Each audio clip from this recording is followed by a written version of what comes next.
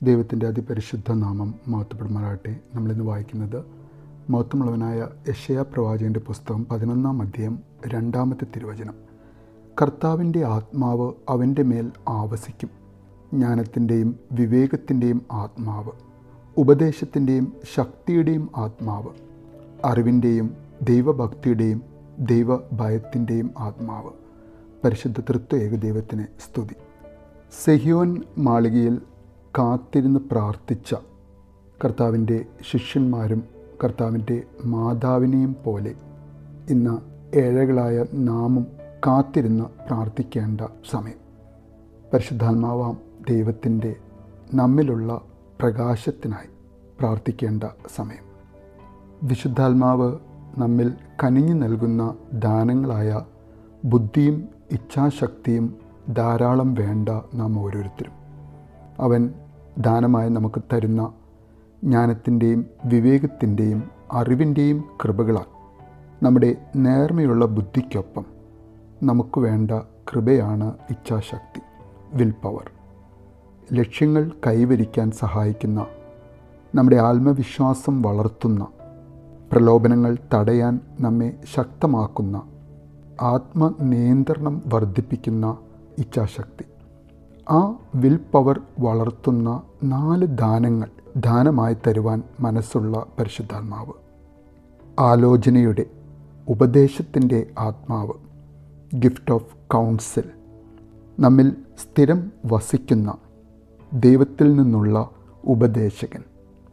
നമ്മുടെ ശീലങ്ങൾ, ഇപ്പോഴുള്ള നമ്മുടെ അറിവും കഴിവും പ്രാപ്തിയും ഭാവിയെക്കുറിച്ചുള്ള ചിന്ത, ഇതെല്ലാം മനസ്സിൽ കൂട്ടിയും കിഴിച്ചും ഗുണിച്ചും ഹരിച്ചും നോക്കി ഉചിതമായ ഒരു തീരുമാനമെടുക്കാൻ നമ്മുടെ വിവേകം നമ്മെ സഹായിക്കുമ്പോൾ ആലോചന എന്ന ദൈവിക ദാനം, ദൈവത്തിൻ്റെ പ്രേരണയാൽ ഉചിതമായ തീരുമാനം ഏതെന്ന് നമ്മുടെ മനസ്സിൽ തെളിഞ്ഞു വരുന്ന ദൈവഭാവം, നല്ല ആഗ്രഹങ്ങളെ, നമ്മുടെ ലക്ഷ്യങ്ങളെ സാധിച്ചു തരുവാൻ സ്വീകരിക്കേണ്ട കൃത്യമായ മാർഗത്തെ കാണിച്ചു തന്ന് വഴി നടത്തുന്ന ദാനം.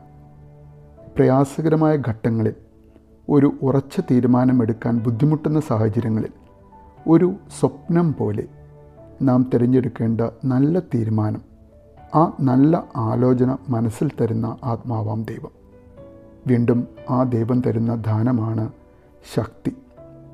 നമ്മുടെ ശരീരത്തിൻ്റെ മസിൽ പവർ അല്ല, മറിച്ച് നമ്മുടെ ആത്മീയ ധാർമ്മിക ശക്തി. പ്രലോഭനങ്ങളെ ചെറുക്കാനും നമ്മുടെ വിഷമകരമായ സാഹചര്യങ്ങളിൽ പതരാതെ നിൽക്കുവാനുമുള്ള ദാനം, ആത്മാവിൻ്റെ ശക്തി. ഈ 2 ദാനങ്ങളുടെ കൂടെ, ആലോചനയുടെയും ശക്തിയുടെയും കൂടെ ആത്മാവാം ദൈവം തരുന്ന മറ്റ് 2 വിശേഷ ദാനങ്ങളാണ് ദൈവഭക്തിയും ദൈവഭയവും. നമുക്ക് ആർജിച്ചെടുക്കാം ഈ 2 ദാനങ്ങൾ എന്ന് തോന്നുമെങ്കിലും നമ്മിൽ വസിക്കുന്ന പരിശുദ്ധാത്മാവ് ദാനമായി തരാതെ നമ്മിൽ ദൈവത്തെ യഥാവിധി ബഹുമാനിച്ച് വേണ്ട വിധം ദൈവത്തെ സ്നേഹിക്കുവാനുള്ള കൃപ സാധ്യമല്ല. ദൈവത്തോട് പുത്രസഹജമായ സ്നേഹവും ബഹുമാനവും ഉളവാക്കുന്ന ദൈവഭക്തി, അങ്ങനെ ലഭിക്കുന്ന ദാനം നിലനിർത്താൻ ധാരാളം വേണ്ട നമ്മുടെ നല്ല പ്രയത്നം, ആരാധനകളിലും പ്രാർത്ഥനകളിലുമുള്ള നമ്മുടെ മുടങ്ങാതെയുള്ള കൂട്ടായ്മ. 7-ാമത്തെ ദാനം ദൈവഭയം. ഇത് ദൈവത്തെ പേടിച്ച് അവൻ്റെ ശിക്ഷയെക്കുറിച്ചുള്ള ഭയമല്ല, മറിച്ച് അവനോടുള്ള ബഹുമാനാദരവും സ്നേഹവും മൂലമുളവാകുന്ന ഹൃദയഭാവം. പാപം വർജിക്കാൻ, പാപകരമായ സുഖസന്തോഷങ്ങളെ പരിത്യജിക്കാനുള്ള കഴിവ് ലഭിക്കുന്ന നമ്മുടെ ആത്മാവ്.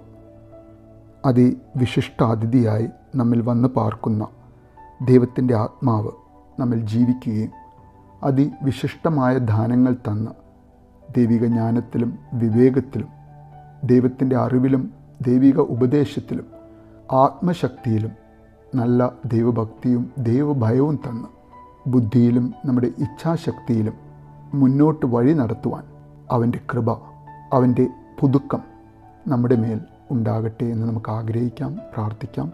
നല്ലൊരു ദിവസം നേരുന്നു.